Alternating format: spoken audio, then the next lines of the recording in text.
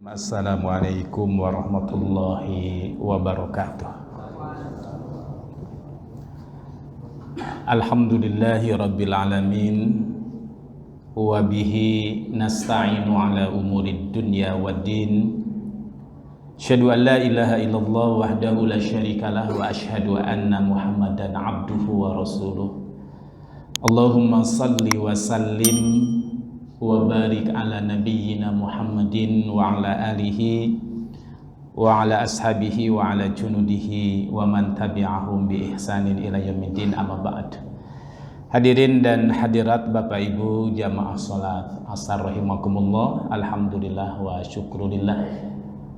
Kembali kita bersyukur kepada Allah Subhanahu wa taala pada kesempatan sore yang berbahagia ini kita bisa bersama-sama kembali menunaikan ibadah sholat asar berjamaah.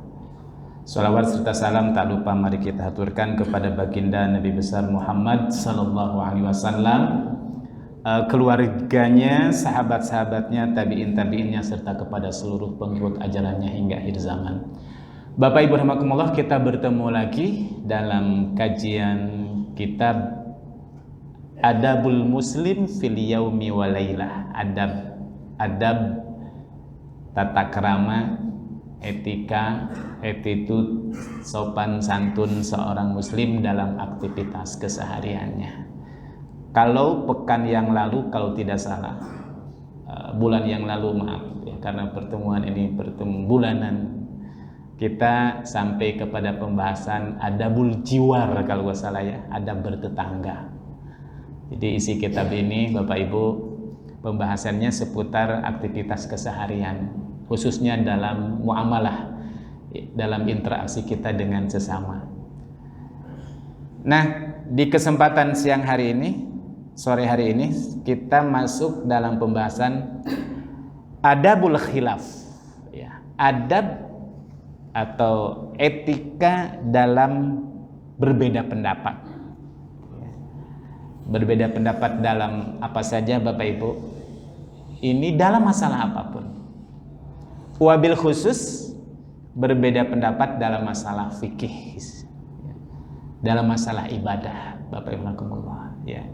Ini menjadi penting karena ketika kita tidak konsisten dengan bagaimana ya, para ulama mengajarkan kepada kita di saat kita berbeda pendapat, tidak sedikit ya perbedaan pendapat berawal hanya masalah sepele, masalah furu, masalah cabang permasalahan ibadah kita, itu melahirkan permusuhan, melahirkan perpecahan, melahirkan friksi. Dan tentu ini sesuatu yang tidak boleh terjadi pada umat ini. Termasuk perbedaan cara pandang dalam masalah apa Bapak Ibu rahimakumullah, metodologi berdakwah, perbedaan dalam masalah politik, ya. Misalkan sekarang pilihan partai dan yang lainnya, sekarang kita sudah berada di musim politik kan, itu kan sudah kita lihat pernik-pernik, ya, saling menyalahkan, saling mendiskreditkan antara satu kelompok dengan kelompok yang lain, ya. Nah, dan juga dalam masalah fikih. Nah, Bapak rahimakumullah, bagaimana para ulama mengajarkan kepada kita di saat kita berbeda pendapat, itu yang akan kita kaji. Dan berbicara tentang perbedaan pendapat Bapak Ibu, khususnya dalam masalah fikih, karena kalau kita kaji fikih itu sangat banyak sekali perbedaan-perbedaan, ya. Dan dari perbedaan ini lahirnya kemudian apa yang disebut dengan mazhab fikih. Saya ingin menyampaikan terlebih dahulu ya tentang perbedaan pendapat itu di zaman Rasulullah Sallallahu Alaihi Wasallam, Bapak Ibu. Ternyata yang namanya perbedaan, khususnya dalam masalah ibadah, itu di zaman Nabi saya sudah ada.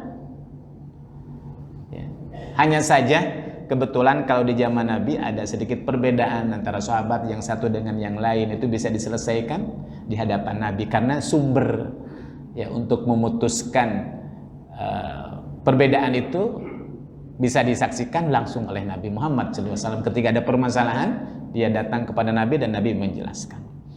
Tapi prinsip dasarnya Bapak Ibu, kalau kita kaji sejarah, jangankan sekarang gitu Bapak Ibu. Artinya kita yang hidup jauh dari Nabi Muhammad SAW, kita tidak bertemu dengan para imam mazhab.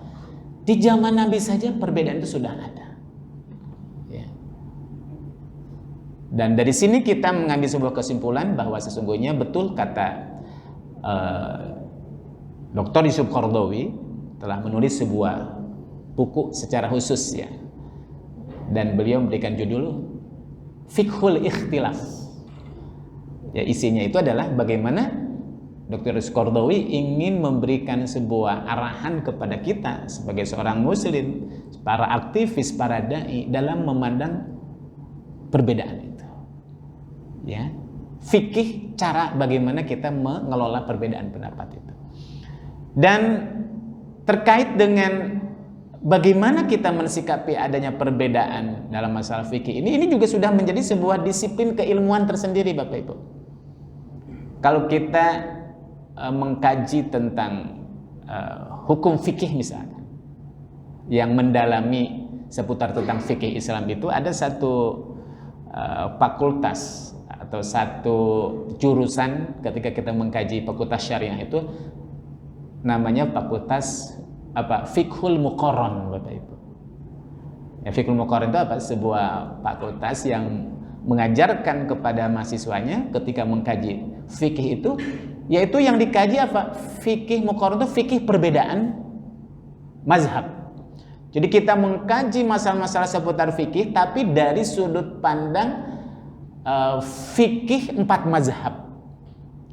Yang dikaji bukan mencari mana yang benar mana yang salah, tapi mengkaji ya bagaimana mazhab fikih yang 4 memandang suatu permasalahan, dan kita mengetahui alasan serta dalilnya masing-masing mazhab itu tanpa kemudian kita menggiring untuk mengikuti satu mazhab saja. Ya. Jadi kalau orang belajar fikih muqarran, insya Allah mungkin yang sebelumnya fanatik terhadap satu mazhab saja, ketika kita sudah mengkaji fikih muqarran, fikih 4 mazhab itu relatif akan lebih menerima perbedaan itu. Ya, lebih berlapang dada dan lebih toleran ketika melihat adanya perbedaan itu. Kenapa? Karena ternyata kita mengkaji fikih itu dari 4 mazhab yang berbeda dan kita tahu alasan masing-masing mazhab, sehingga muncul mazhab ini sholatnya seperti ini. Kenapa? Karena dalilnya ini. Mazhab ini cara sholatnya seperti ini karena dalilnya ini. Jadi akan banyak kita berlapang dada dan memahami. Kenapa? Karena ibarat kita belajar silat itu Bapak Ibu mungkin beda. Orang ketika baru belajar silat kepada satu guru, ya, satu perguruan saja, dengan orang yang belajar silat dari berbagai macam perguruan gitu. Biasanya semakin banyak tahu, semakin banyak tawaduknya, semakin banyak merendahnya. Biasanya kalau orang belajar baru satu guru itu pinginnya ketika melihat ada perbedaan itu pingin ngejajal saja kan itu Bapak Ibu. Seperti itu di masyarakat. Jadi semakin kita banyak tahu masing-masing mazhab dengan berbagai alasannya, maka akan semakin kita lebih bijak. Makanya ini menjadi penting, memahami perbedaan pendapat di kalangan para ulama. Nah, salah satu referensinya kalau kita ingin mengkaji fikih dari 4 mazhab yang berbeda, itu bisa mengkaji fikih kitab fikih namanya Bidayatul Mujtahid karangan Ibnu Rushd. Nah, tapi ketika mengkaji kitab ini memang itu dikaji jangan bagi pemula. Nanti kalau bagi pemula nanti bingung gitu kan, karena belajar 4 mazhab. Biasanya memang kitab ini diberikan kepada orang yang sudah khotam satu mazhab baru kasih kitab itu gitu. Nah, baik Bapak Hakumullah, ya. Satu Bapak Ibu, Dr. Yusuf Qaradawi mengatakan bahwa yang namanya al-ikhtilaf, perbedaan pendapat, khususnya dalam masalah furu. Furu itu apa Pak? Cabang permasalahan, bukan masalah usul. Itu sesuatu yang tidak bisa dihindarkan. Ya, makanya al-ikhtilaf fil furu apa? Yajuz. Perbedaan pendapat dalam masalah urusan fikih, tapi masalah teknis, masalah cabang, boleh, silahkan. Sesuatu yang tidak bisa dihindari. Yang nggak boleh itu apa Pak? Al-ikhtilaf fil usul, gitu. Perbedaan pendapat dalam masalah-masalah yang mendasar, yang prinsip. Nah, salah satu di antara ukuran yang mendasar, yang prinsip itu suatu permasalahan fikih yang dalilnya itu sudah pasti dan para ulama sepakat. Saking jelasnya dalilnya dan tidak ada potensi untuk terjadinya interpretasi yang berbeda.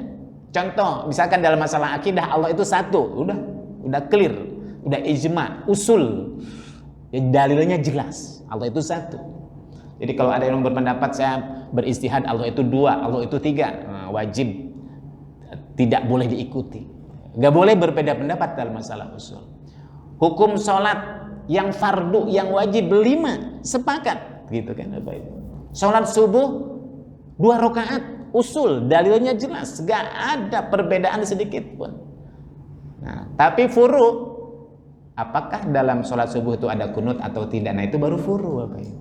Karena dalil terkait dengan kunut itu adalah dalil yang memungkinkan untuk terjadi perbedaan penafsiran di kalangan para ulama. Makanya kaidahnya al-khilafil usul mamnu. Perbedaan pendapat dalam masalah usul itu tidak boleh terjadi. Al-khilafil furu', perbedaan pendapat dari kalangan para ulama dalam masalah furu' ya juz. Dan kita nggak mungkin menggiring orang untuk mengikuti satu pendapat masalah furu', itu berarti bertentangan dengan sunatullah, gitu kan. Ya, dari dulu ya, sejak zaman ulama mazhab sampai hari kiamat itu gak bakal selesai masalah kunut itu. Di sholat subuh itu ada yang kunut, ada yang tidak, itu gak bakal selesai ya. Terus memaksa orang untuk misalkan supaya orang yang sholat meninggalkan kunut semuanya, gak mungkin. Dan kemudian sebaliknya juga gak mungkin, agar supaya orang kunut semuanya. Sehingga yang dibutuhkan apa? Nah, di sini dibutuhkan adab. Bagaimana kira-kira mensikapinya ketika ada perbedaan itu? Ya, jadi sekali lagi Bapak Ibu, perbedaan itu sudah sunatullah di zaman Nabi. Ini biasanya salah satu contoh yang dijadikan oleh para ulama sebagai bukti bahwa perbedaan itu sunatullah dan sejak zaman Nabi sudah ada. Itu pernyataan Nabi Muhammad SAW kepada para sahabat di saat Rasulullah memobilisasi sahabat untuk segera berangkat ke suatu perkampungan, namanya perkampungan Bani Quraizah. Itu perkampungan orang Yahudi. Jadi di Madinah itu ada Bani Quraizah, ada Bani Nazir, gitu kan. Ada beberapa kabilah. Ya, kita tahu bahwa orang Yahudi itu wataknya itu dari dulu memang suka melanggar suatu perjanjian, kesepakatan bersama.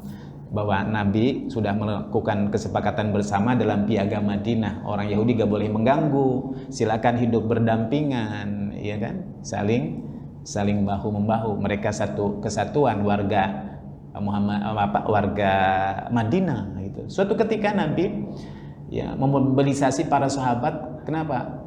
Agar supaya sahabat segera berangkat ke perkampungan Bani Quraizah untuk mengepung orang Yahudi, mengusir orang Yahudi. Jadi orang Yahudi itu pernah diusir oleh Nabi, Bapak Ibu. Kenapa diusir? Ya karena mereka sudah berkhianat terhadap kesepakatan.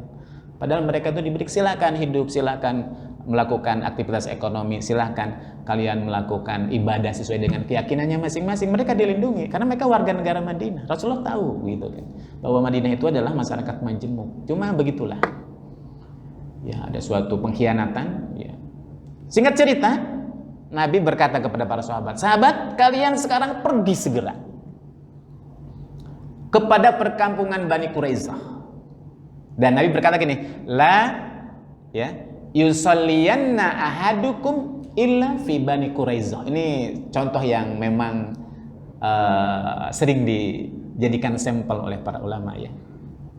Terkait ada perbedaan itu. Segera berangkat kalian ke perkampungan Bani Quraizah. Janganlah ada di antara kalian yang sholat asar kecuali kalau sudah sampai kepada perkampungan Bani Quraizah. Nah, dalilnya kan jelas. Statement Nabi, perintah segera berangkat. Berangkatlah para sahabat. Di tengah perjalanan, Bapak Ibu, di tengah perjalanan, azan asar dikumandangkan. Tapi mereka belum sampai juga ke perkampungan Bani Quraisyah. Terus, karena Rasul mengatakan jangan dulu sholat asar, orang sebelum sampai kepada perkampungan Bani Quraisyah. Sampai waktu sholat asar hampir habis, Bapak Ibu. Belum sampai juga. Baru di situ loh terbelah dua sahabat. Ada yang sholat di tengah jalan, walaupun belum sampai kepada perkampungan Bani Quraisyah. Ada yang nggak sholat. Ya, kenapa? Yang nggak sholat, maksudnya bukan nggak sholat asar, nggak sholat asar di tengah jalan itu maksudnya. Karena belum sampai. Kenapa? Karena dia mengambil suatu pemahaman dari pernyataan Nabi yang apa adanya. Nah, kalau bahasa kita saklek, pokoknya kata Nabi begitu-begitu gitu. Atau apa? Tekstual. Nah, sebagian mereka ada yang sholat di tengah perjalanan. Kenapa? Karena dia memahami maksud tujuan dari Nabi itu sebenarnya bukan melarang sama sekali. Masa sih orang dilarang sholat kan gitu kan, kalau sudah tiba waktunya. Tapi mungkin maksud Nabi itu agar supaya para sahabat segera berangkat. Kalau bisa waktu asar tuh baru sudah sampai di Bani Quraisyah. Tapi faktanya kan enggak. Akhirnya apa? Ini maksudnya bukan larangan. Karena kalau kita nggak sholat di tengah jalan, waktu sholat habis. Yang satu sholat, sekelompok lagi enggak. Berbeda pendapat, Bapak Ibu. Dan setelah itu kasus itu terjadi, Bapak Ibu rahimakumullah, dua kelompok yang berbeda ini ngadu kepada Nabi. Apa yang terjadi? Nabi nggak menyalahkan kedua-duanya. Nggak menyalahkan, Bapak Ibu. Nabi memahaminya.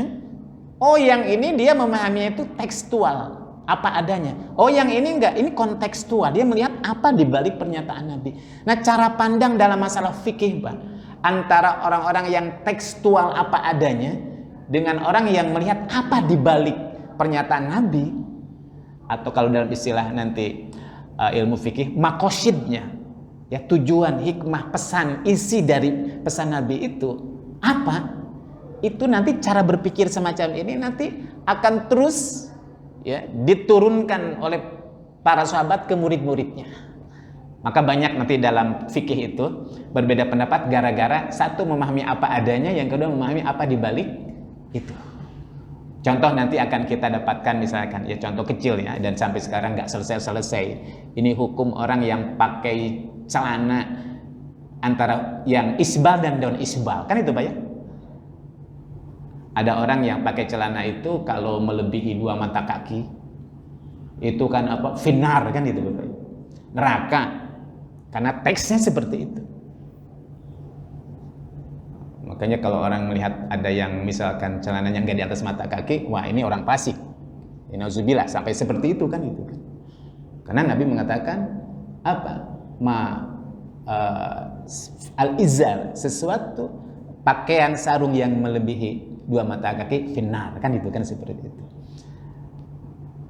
Nah, tapi ada kelompok yang kedua, enggak. Biasa saja gitu kan. Kenapa? Karena dia memahami pernyataan Nabi, kata Nabi, ya, bahwa Allah nanti di yaumul kiamat ada 3 kelompok manusia yang Allah tidak akan memperhatikan orang itu di yaumul kiamat. Siapa di antara mereka? Yaitu orang yang menjulurkan, memanjangkan pakaiannya lebih daripada 2 mata kaki.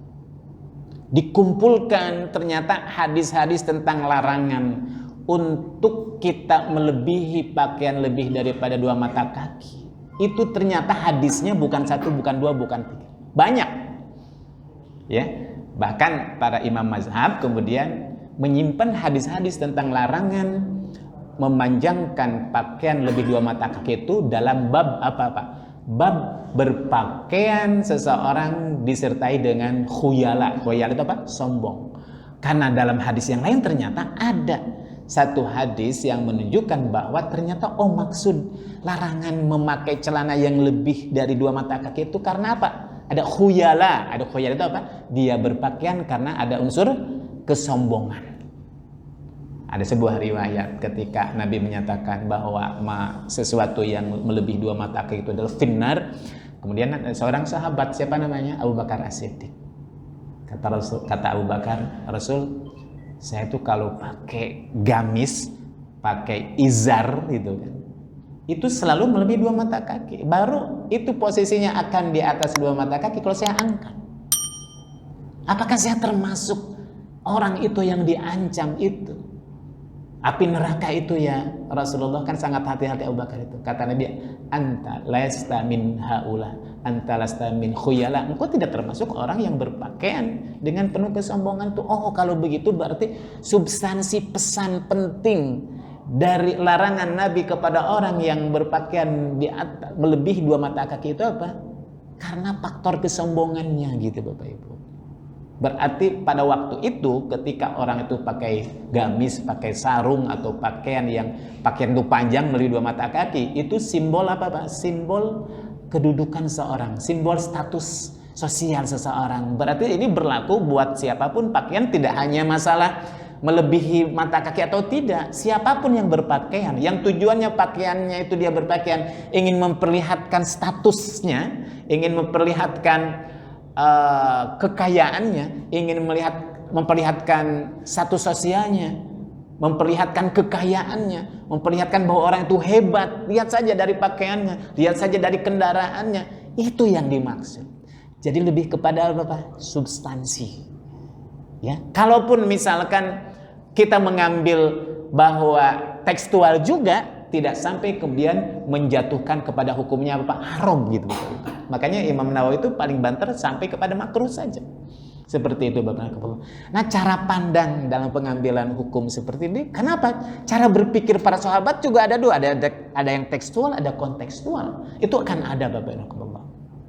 Contoh misalkan Ibnu Abbas, sahabat Nabi Ibnu Abbas, itu salah seorang sahabat dalam mengambil kebijakan-kebijakan fikih itu dia tidak tekstual. Ya, dia selalu melihat apa di balik teks itu. Termasuk dalam tafsir-tafsir Al-Quran. Contoh misalkan, Bapak dan Ibu, ketika Allah Subhanahu Wa Taala berfirman, ini terkait dengan apakah orang yang habis wudhu, ya kemudian bersentuhan kulitnya antara lawan jenis batal apa wudhunya apa tidak, kan itu ya. Nah, kalau Imam Syafi'i, mazhab Syafi'i itu dalam mengambil kesimpulan-kesimpulan hukum fikih, baik ayat Al-Quran ataupun sunnah-sunnah Nabi, itu tekstual dalam pengambilan hukumnya. Kalau Imam Malik dan apalagi Imam Hanafi, dia memahaminya apa di balik teks. Ya, contoh Bapak Ibu, misalkan dalam masalah zakat saja, kalau kita tekstual zakat fitrah, makanya dalam mazhab Syafi'i itu kalau orang zakat fitrah pakai duit, pakai uang itu kan nggak sah. Sebagian mengatakan begitu ya. Tapi kalau dalam mazhab Hanafi, Maliki boleh gitu. Karena faktanya di zaman Nabi ketika zakat fitrah itu nggak pakai uang gitu. Apa? Pakai makanan pokok misalkan itu. Ya. Atau misalkan ayat terkait dengan idza jaa ahadukum minal ghaiti aw lamastumun nisaa. Kata-kata aw lamastumun nisaa. Apabila orang habis lamastumun nisaa itu bersentuhan antara kulit laki sama kulit perempuan. Orang habis buang air kecil, habis buang air besar, atau misalkan dia punya hadas besar, ya, aula mastumun nisa, atau bersentuhan antara laki sama perempuan, batal nggak sih gitu kan? Kalau orang sudah berwudu kemudian bersentuhan laki sama perempuan, kalau mazhab Syafi'i Bapak Ibu, kalau bersentuhan itu adalah bukan muhrimnya, itu sepakat batal. Tapi kalau Imam Maliki nggak batal. Kalau seandainya tidak ada syahwat, ya, tidak ada syahwat, walaupun bukan muhrimnya, gitu kan. Buktinya apa? Contohnya ketika Nabi Muhammad SAW misalkan ketika sholat tahajud, kemudian Nabi ketika ruku, ketika sujud itu di hadapannya kaki Aisyah selalu selonjor gitu kan. Baru Nabi bisa sujud kalau kakinya itu disingkirkan. Nabi sedang sholat, Nabi enggak membatalkan sholatnya. Jawabannya, oh itu kan katanya muhrim gitu kan, istri kan itu kan. Oke, kan seperti itu. Sekarang bagaimana di luar muhrimnya, orang umum? Maka Imam Maliki berpendapat kalau seandainya menyentuhnya dengan syahwat itu yang batal. Tapi kalau tidak dengan syahwat maka enggak batal. Kenapa? Karena yang menentukan batal dan tidaknya seorang ketika sudah berwudu itu kan kembali kepada hukum asal awal. Yang membatalkan itu adalah keluarnya sesuatu dari dubur maupun kubul. Ya. Nah, ketika orang bersentuhan tidak disertai dengan syahwat, maka ini bisa dipahami kemungkinan untuk keluar sesuatu dari kubul itu kemaluan ya gitu kan. Itu nggak ada. Karena yang membatalkan itu kan keluar. Nah, tapi kalau dengan syahwat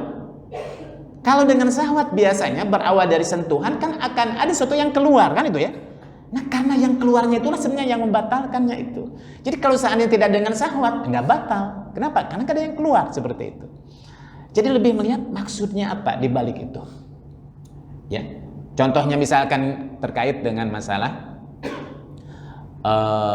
orang haid boleh nggak menyentuh Al-Quranul Karim? Misalkan itu ya, bagi perempuan. Dalil yang biasa dipakai itu apa, Pak? La yamassuhu illal mutahharun. Surah Al-Qiyamah. Tidak ada yang bisa menyentuhnya kecuali yang disucikan. Menurut jumhur ulama memang bahwa ketika seorang sedang haid, sedang junub itu kan gak boleh menyentuh Al-Quran. Tapi Ibnu Abbas Bapak dia memahami bahwa la yamassuhu illal mutahharun itu bukan larangan bagi orang untuk menyentuh Al-Quran yang ada di muka bumi ini, yang ada di hadapan kita, yang ada di mushaf kita. Tapi yang dimaksud adalah apa, Pak? Tidak ada yang bisa menyentuhnya Al-Quran itu kecuali yang disucikan. Al-Quran yang mana? Yang dimaksud adalah Al-Quran yang ada di Lauhil Mahfuz. Dan tidak ada yang bisa menyentuhnya kecuali yang disucikan. Siapa? Yaitu malaikat. Jadi tidak ada yang bisa menyentuh dan menggapai Al-Quran yang ada di sana kecuali hanya malaikat Jibril saja. Karena hanya malaikat saja yang diberikan otoritas oleh Allah Subhanahu wa Ta'ala. Bukan Al-Quran yang ada di kita di dunia yang kemudian kita sentuh. Makanya ada sebagian para ulama, ada yang berpendapat boleh nggak sih orang yang menyentuh Al-Quran nggak berwudu? Boleh gitu. Bahkan maaf, ada yang mengatakan orang yang sedang haid juga boleh. Walaupun saya dalam hal ini lebih mengambil pendapat yang tidak boleh, lebih hati-hati kan itu kan. Kenapa? Karena Ibnu Abbas memahami bahwa yang dimaksud la yamassuhu illal mutahharun itu apa? Itu bukan Al-Quran yang ada di sini. Kenapa? Karena dalam ayat itu diawali dengan kalimat apa, Pak? Wa innahu laqur'anun karim fi kitabim maknun la yamassuhu illal mutahharun. Wa innahu laqur'anun karim. Sesungguhnya itulah Al-Quranul Karim. Al-Quran yang mana? Fi kitabim maknun, dalam sebuah kitab yang terjaga, yang dijaga, bukan yang ada di sini, bukan mushaf yang ada di sini. Kan kita tahu ya bahwa Al-Quran itu sebelum turun kepada kita, kemudian ditulis oleh para sahabat, kemudian sekarang dibundel jadi satu kitab, kan sudah ada Al-Quran itu. Siapa? Hanya Jibril yang punya otoritas itu, yang menurunkan kepada Nabi. Wa innahu laqur'anun karim fi kitabim maknun, dalam kitab yang dijaga. La yamassuhu illal mutahharun, tidak ada yang bisa menyentuhnya kecuali yang disucikan. Sebab hanya malaikat Jibril saja. Oh, kalau begitu ayat itu ya menurut sebagian para ulama tidak tepat untuk dijadikan dalil tidak bolehnya menyentuh Al-Qur'an walaupun belum wudu gitu. Jadi silakan kalaupun nggak berwudu. Cuma kalau bicara tentang masalah adab, tata krama, ya Al-Quran kan adalah kalamullah, ya berwudu dulu lebih utama. Banyak Bapak Ibu. Berawal dari apa, Pak? Cara pandang yang berbeda dalam memahami teks. Ada yang tekstual, ada kontekstual. Ditambah lagi kekayaan bahasa Arab. Bahasa Arab yang di dalamnya itu terdapat kalimat-kalimat yang satu kalimat mengandung makna lebih dari satu. Namanya itu apa? Kalimat mushtarak. Ya, satu kata mengandung makna yang banyak. Contoh misalkan dalam Al-Quran, ya, wal mutallaqatu yatarabbasna bi anfusihinna thalathata quru.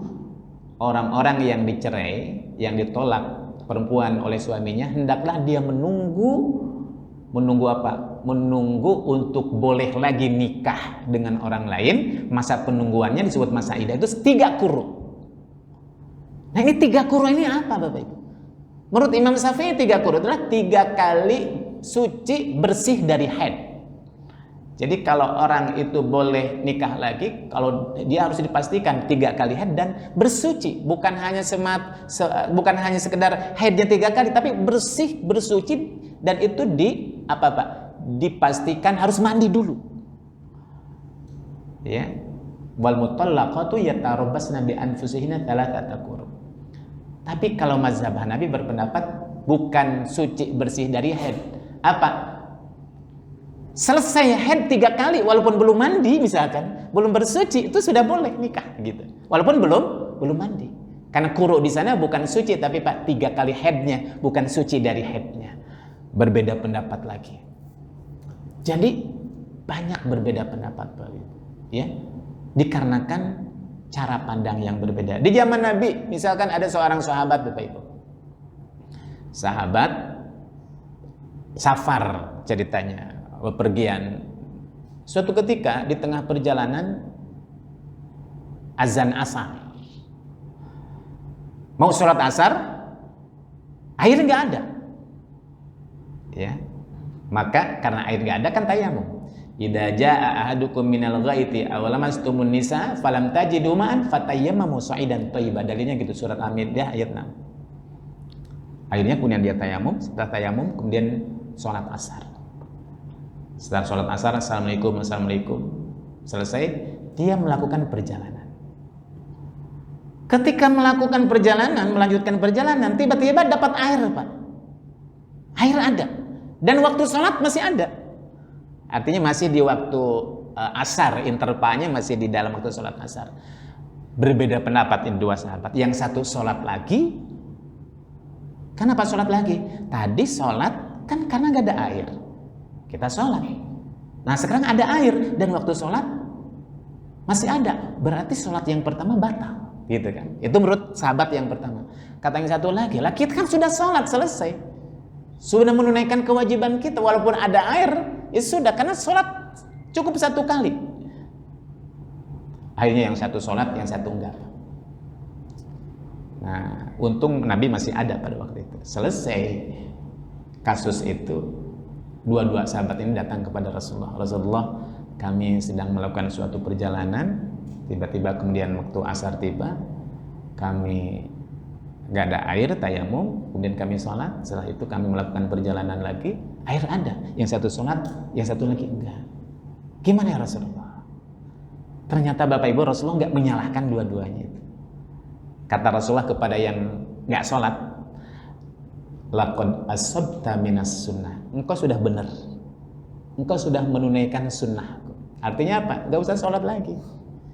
Gak usah diulangi. Maksudnya kalaupun gak sholat udah sah sholat yang pertama. Tapi Rasulullah tidak menyalahkan kepada sahabat yang sholat lagi. Kata Rasulullah kepada orang yang sholat lagi, falakal ajrani. Adapun kau dapat 2 pahala. Pahala yang pertama, sholat yang pertama itu, dan kau sudah cukup. Nah tapi karena engkau sudah beristihad, sudah berusaha gitu ya, sudah berusaha, khawatir sholat yang pertama itu kemudian agak sah, dan akhirnya kemudian dia sholat lagi, maka engkau dapat pahala yang kedua. Maka sholat yang kedua itu tetap mendapatkan pahala, kan itu ya, seperti itu. Jadi Rasulullah mengakomodir dua-duanya sahabat seperti itu ya. Dan ini banyak dalam kisah-kisah para sahabat terjadi perbedaan pendapat, yang kemudian dari perbedaan itu akhirnya Rasulullah memutuskan permasalahan itu. Nah sayangnya kan kita sekarang sudah gak ada Rasulullah, kan itu Bapak Ibu. Yang kita dapatkan adalah apa? Warisannya hadis-hadis Nabi yang di situ sangat mungkin satu hadis tapi pemahamannya berbeda. Contoh misalkan Bapak Ibu, hadisnya sama, itu juga, tapi pengamalannya berbeda. Habis sholat, habis ruku, ketika sami'a Allahu liman hamidah.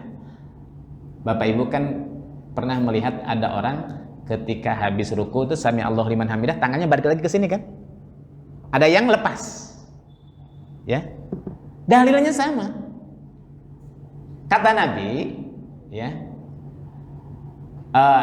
Farfa sulbaka, ketika engkau ruku angkat tulang sulbi, punggungmu, hatta ya'uda kullu faqarin makanuha, hingga sampai ketika engkau berdiri, yes, hatta ya'uda kullu faqarin, sampai nanti setiap tulang-tulang sendi kalian yang ada dalam diri kalian itu kembali kepada tempat semula. Nah, pertanyaannya Bapak dan Ibu, ini tempat semula, tulang-tulang sendi kita, tangan kita, kaki kita, kepala kita, ketika kita sedang sholat, kembali kepada tempat semula itu ketika dia sebelum sholat atau ketika dia sudah sholat.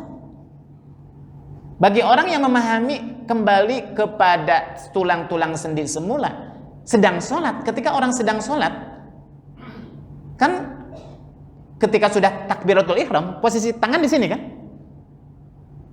Karena sedang sholat, udah mulai sholat. Tapi ketika kita sebelum mulai sholat, sebelum takbiratul ihram, pada umumnya yang namanya tangan di sini kan? Betul nggak Pak?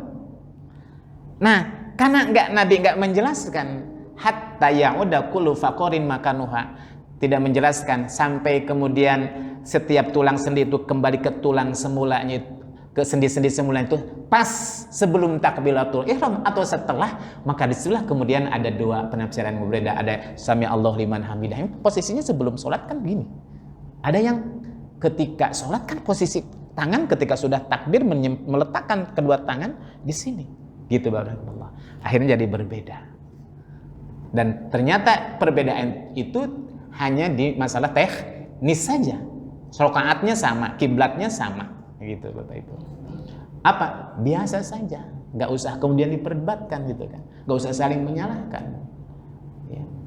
Bapak Ibu rahimakumullah, kalau kita sholat di mana, di Masjidil Haram atau di Masjid Nabawi, itu akan lebih aneh-aneh lagi karena kita bertemu dengan umat Islam seluruh dunia dari mazhab 4 yang berbeda kan itu kan.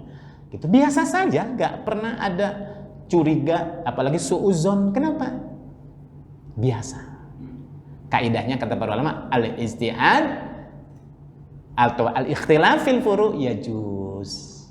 Gak usah diperdebatkan. Tapi bagi mereka yang tahu adabnya. Tapi kalau yang gak tahu adabnya, ketika lihat orang sholatnya berbeda dalam masalah furu', dianggapnya bukan saudara kan itu kan.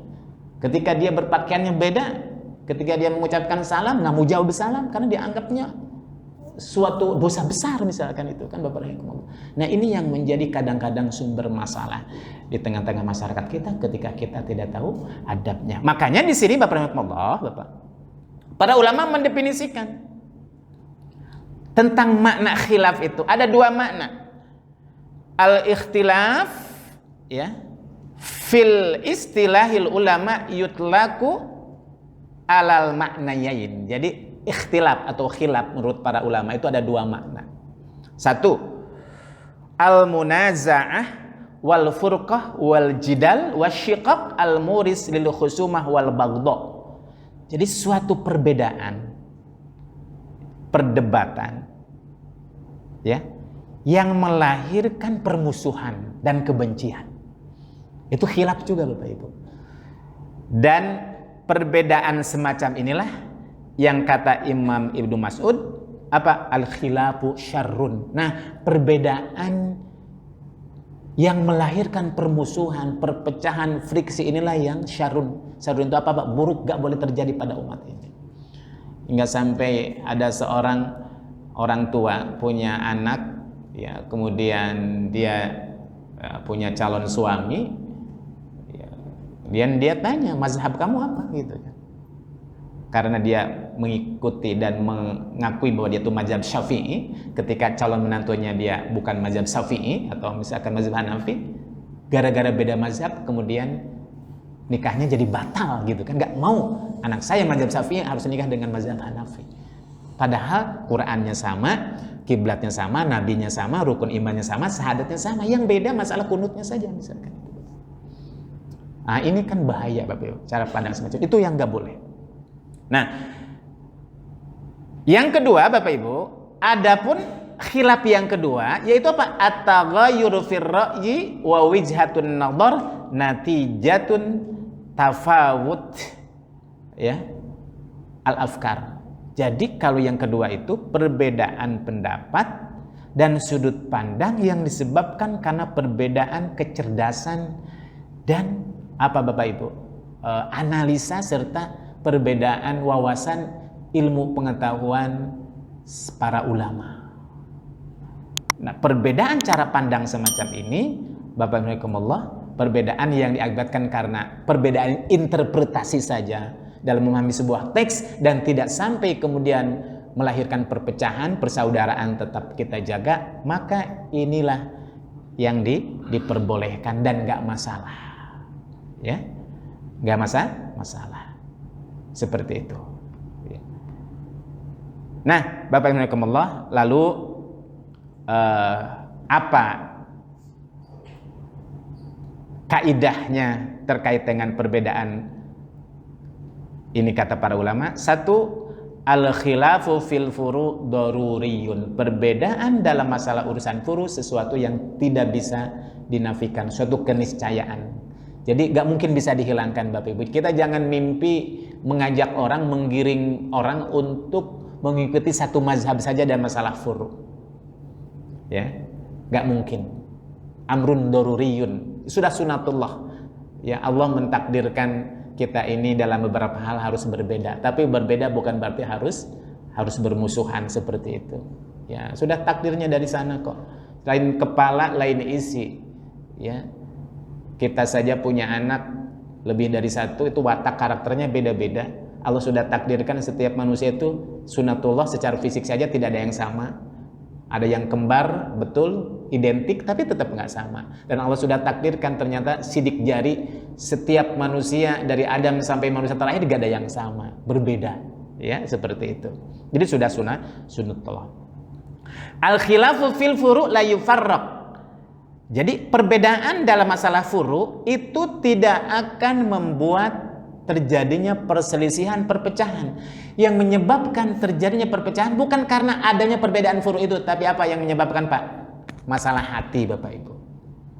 Ya, akhlak sebenarnya yang menyebabkan manusia itu tidak mau duduk bersama dalam perbedaan itu karena masalah hati, masalah akhlak yang nggak punya adabnya, gitu kan? Nggak berakhlak, nggak beretika, ya, nggak tahu adabnya.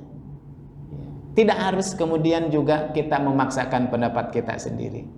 Ya, nanti ada kaidah-kaidahnya atau adab-adabnya, dan tidak harus kemudian melahirkan sebuah perpecahan. Al-aibu fi ta'assub la al-khilaf. Yang menjadi buruk, yang jelek itu bukan pada perbedaannya, tapi apa? Ta'assubnya. Ta'assub itu fanatik. Kalau fanatik itu pokoknya harus ngikuti saya, nah itu fanatik. Pokoknya harus sama dengan guru saya, pokoknya harus ngikut mazhab saya. Nah, kalau sudah fanatik dalam masalah furu', susah Bapak Ibu. Mestinya apa Bapak Ibu? Kata para ulama, lal ilzam fi masailil ijtihad. Selama perbedaan itu dalam masalah urusan ijtihad belum disepakati, maka apa? Ijtihad seseorang tidak bisa dihilangkan dengan ijtihad orang lain. Bahkan bisa jadi salah satu di antara bentuk adab kita berbeda dalam masalah ijtihad itu apa? Toleran.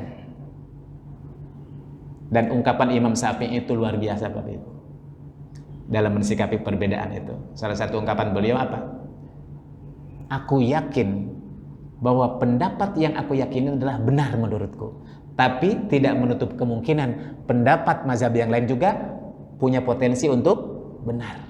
Sebagaimana bisa jadi pendapat yang saya juga ada potensi salahnya. Saya yakin menurut saya pendapat orang lain itu salah, pendapat saya benar, tapi bukan berarti tidak ada potensi di pendapat mazhab lain juga ada unsur kebenaran. Kenapa? Karena ini masalah ijtihad. Makanya ijtihad satu ulama tidak bisa dikalahkan, bisa dinafikan oleh ijtihad ulama yang lain. Kalau benar, dapat dua bagian. Kata Nabi kan, idza ijtahadal hakim. Apabila seorang hakim, seorang ulama memutuskan suatu permasalahan dalam masalah ijtihad, kemudian dia benar, falahu ajrani. Maka dapat dua bagian. Kalau dia salah, dia dapat satu bagian. Jadi nggak ada yang salah, kemudian ada hukuman, nggak ada. Kenapa? Ijtihad. Selama dalam masalah ijtihad, masalah yang tidak disepakati, ada potensi kebenaran. Maka tidak bisa kemudian kita harus memaksakan pendapat kita di tengah-tengah pendapat orang lain. Dan ini telah dicontohkan oleh Imam Syafi'i yang luar biasa Bapak Ibu. Di suatu ketika Imam Syafi'i ini pernah diundang hadir datang di majelisnya murid-murid Imam Hanafi, Bapak Ibu. Imam Hanafi sudah nggak ada karena Imam Hanafi itu usianya lebih tua, mazhab pertama, dan Imam Syafi'i itu nggak bertemu dengan Imam Hanafi kalau nggak salah. Imam Syafi'i itu bertemu dengan Imam Malik. Jadi Imam Malik itu gurunya Imam Syafi'i, Bapak Ibu. Imam Hanafi itu termasuk tabi'in akhir. Tapi dia pernah datang di majelisnya Imam Hanafi. Suatu ketika sholat subuh. Nah, karena murid-murid Imam Hanafi itu tahu diri. Ini imam besar, imam mazhab kan itu kan. Dia takzim, dia menghormati atas kefakihan, keilmuan Imam Syafi'i. Imam Syafi'i diberikan kesempatan untuk jadi imam subuh. Bayangkan Bapak Ibu, ketika sholat subuh, murid-murid Imam Hanafi kaget. Kenapa? Karena Imam Syafi'i nggak kunut. Padahal kata Imam Syafi'i, kunut itu kan sunnah muakkad. Tapi dia sholat jadi imam di majelisnya murid-murid Imam Hanafi nggak kunut. Ketika ditanya, Imam Syafi'i, kenapa engkau nggak kunut? Ya. Kata dia, ini dan kemudian ini menjadi kaidah dalam masalah perbedaan pendapat. Kunut itu sunnah menurutku. Sementara menjaga persatuan, menjaga persaudaraan, menjaga perasaan saudara-saudara saya adalah wajib. Ukhuwah itu kan wajib. Maka saya tidak memaksakan perkara yang sunnah untuk meninggalkan yang wajib. Ya. Satu sisi dia dimuliakan oleh murid-murid Imam Hanafi, tapi satu sisi ketawaduan. Hormat Imam Syafi'i, menghormati bahwa dia ada di majelis mazhab Hanafi, gak sholat kunut Bapak Ibu. Dan ini dicontohkan, ini diikuti oleh ulama besar Imam Masjidil Haram, Imam As-Sudais.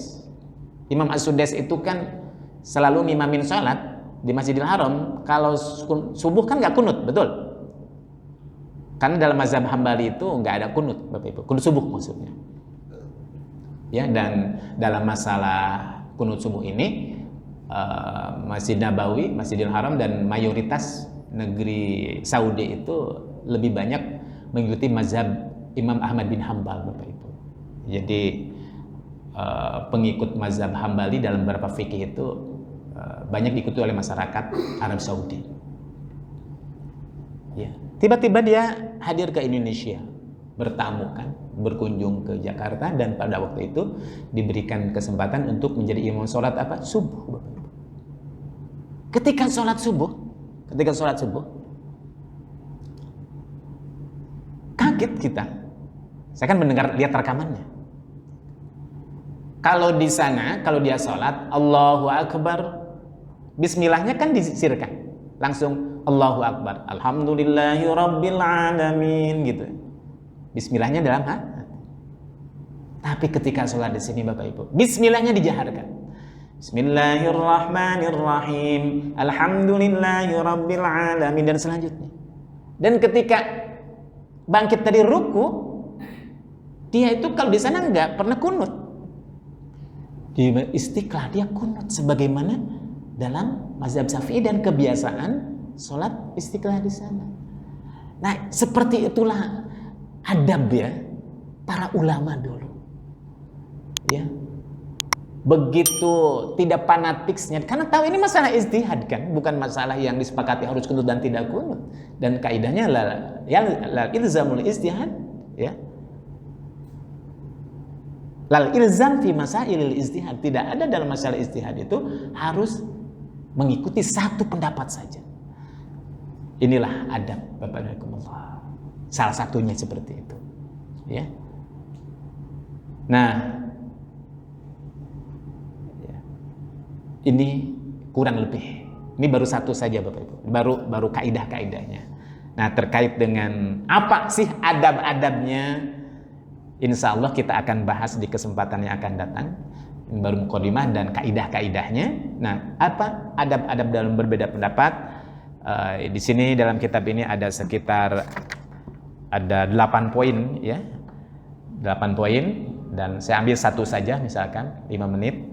satu yang paling mendasar dalam adab ketika berbeda pendapat itu al-ikhlas wa qasdul haqqi wa tajarrud minal hawa indal khilaf wal bu'du an hubbiz zuhur wal intisar li nafsi wal hawa. Terjemahannya kurang lebih apa Pak? Ikhlas, ridha, berlapang dada, dan ketika terjadi perbedaan pendapat yang dia cari adalah apa? Qasdul haq, mencari kebenaran, dan wa tajarrud, melepaskan diri dari ego pribadi ketika terjadi berbeda pendapat, dan menghindar dari hubbuz zuhur. Hubbuz zuhur itu apa Pak? Ingin menampilkan, ingin tampil, ingin menonjolkan siapa saya, kan gitu kan. Seperti itu. Maka seyogyanya ketika kita sedang berbeda pendapat itu apa? Tawadu. Ya, seperti tadi tuh pernyataan Imam Syafi'i. Aku yakin menurut pendapatku benar, tapi bukan mustahil di pendapat saudara saya juga mengandung kebenaran. Ya. Dan apa? Yang dicari bukan fanatisme pendapat, fanatisme mazhab atau fanatisme kelompok. Pokoknya ini mazhab saya, tidak pokoknya Bapak Ibu.